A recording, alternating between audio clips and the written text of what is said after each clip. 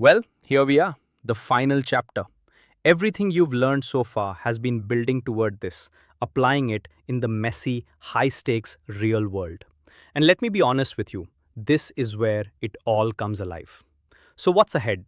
First, we'll tour the major sectors where AI auditing plays out differently: financial services, healthcare, and a sweep across HR, government, retail, and education.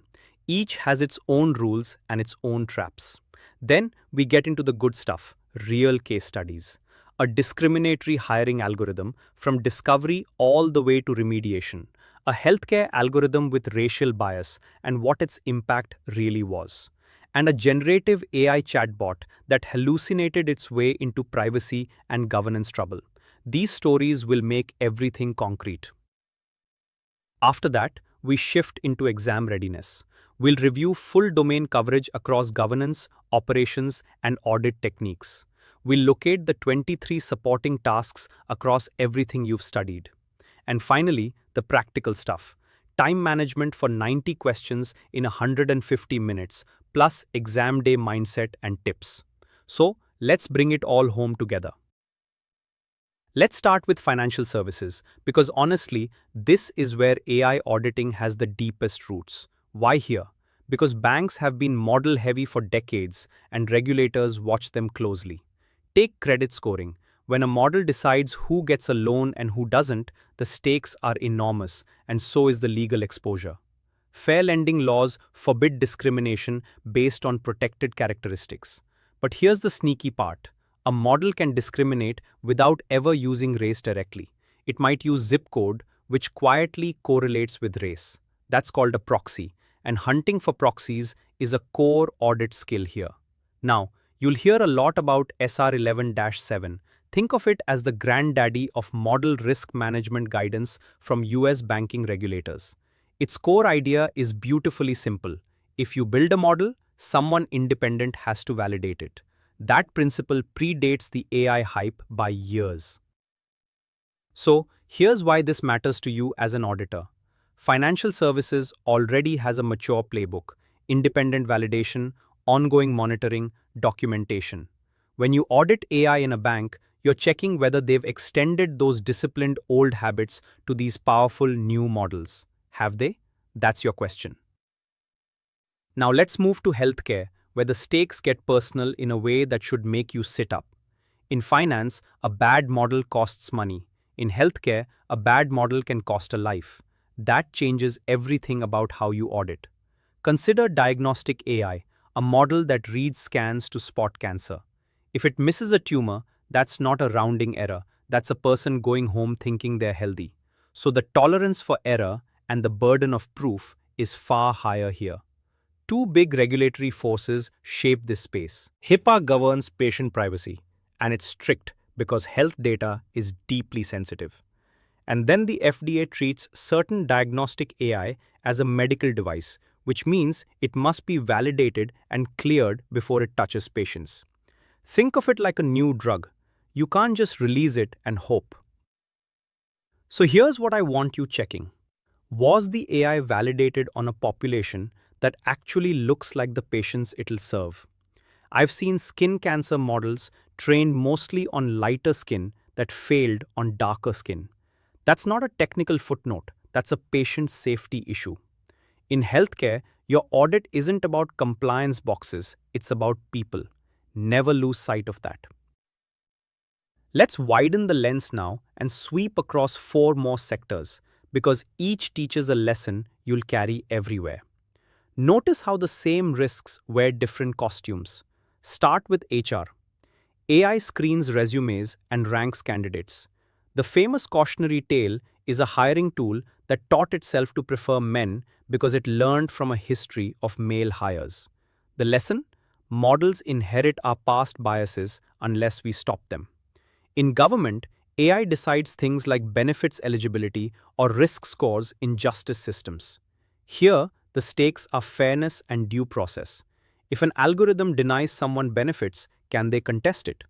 Contestability isn't optional when the state is the one deciding.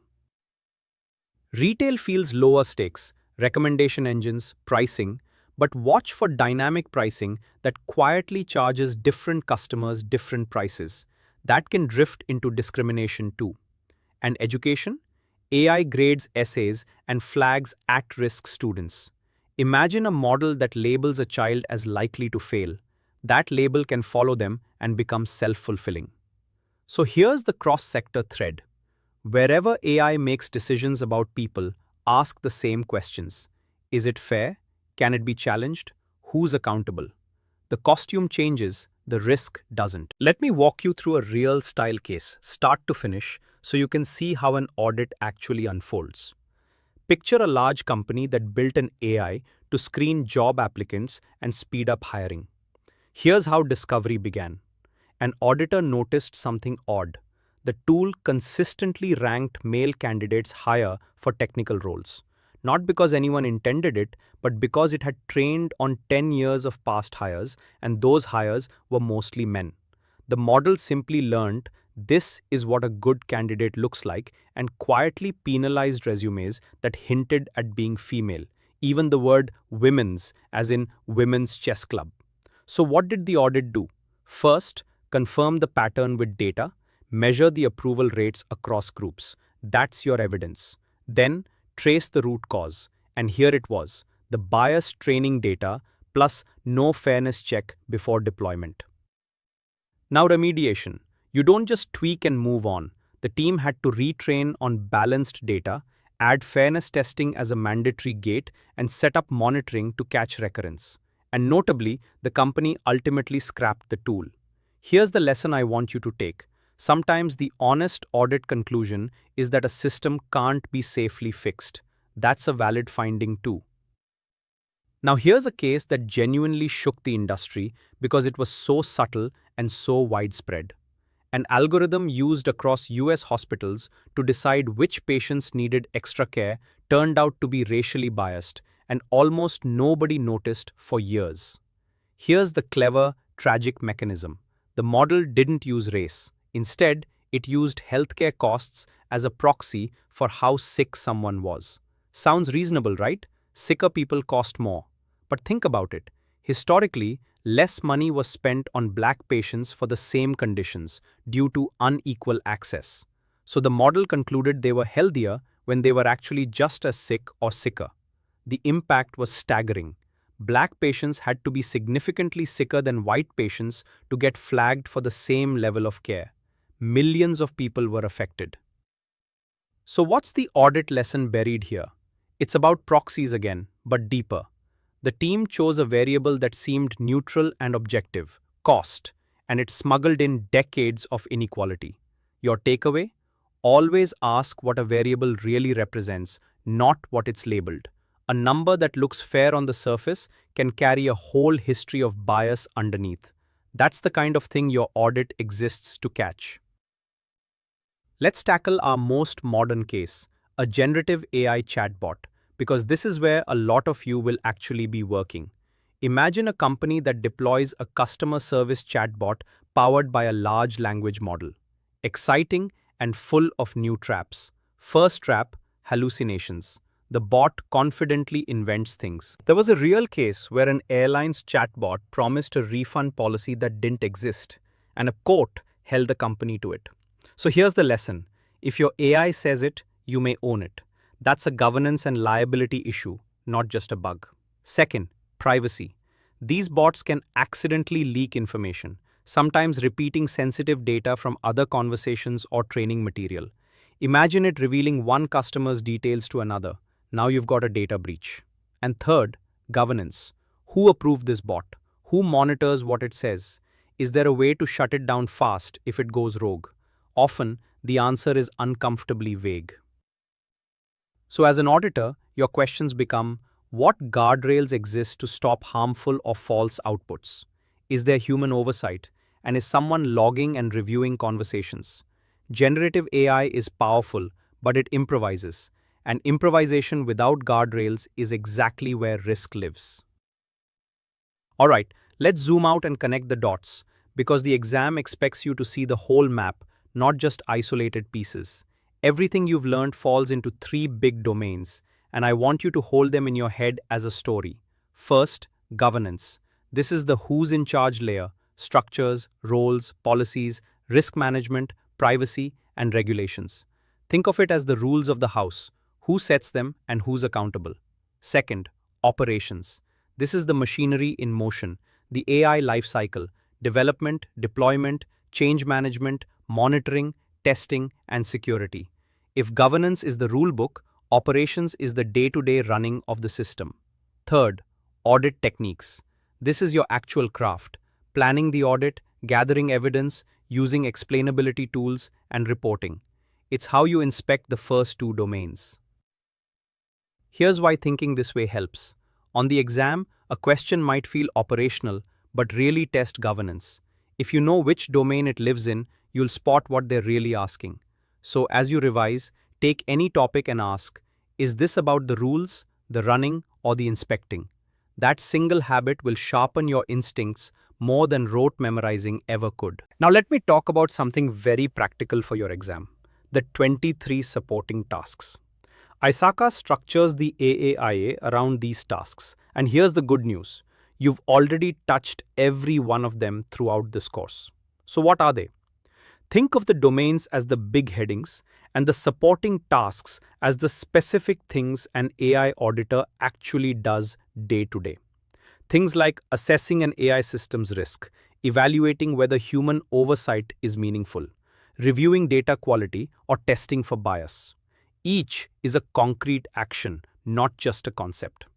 Here's why I'm pointing this out. Sometimes learners study the big themes but miss that the exam is task-oriented.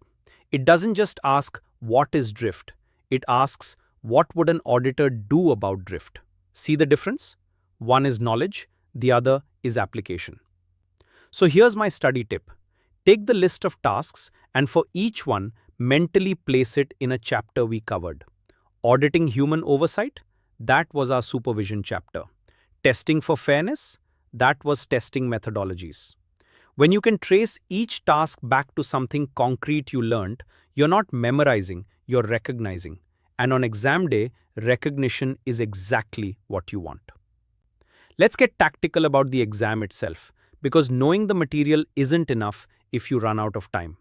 You've got 90 questions and 150 minutes. Let's do the quick math together. That's about a minute and 40 seconds per question. Not a lot, is it? So here's the strategy I want you to internalize. Don't get stuck. When you hit a brutal question, resist the urge to wrestle it for 5 minutes. That's how people leave 10 easy questions unanswered at the end. Instead, make your best guess, flag it, and move on. There's no penalty for guessing, so never leave a blank. Think of it like a buffet with a time limit. You don't spend all your time at one dish agonizing. You move through, grabbing what you can, and circle back if there's time. Here's a practical rhythm.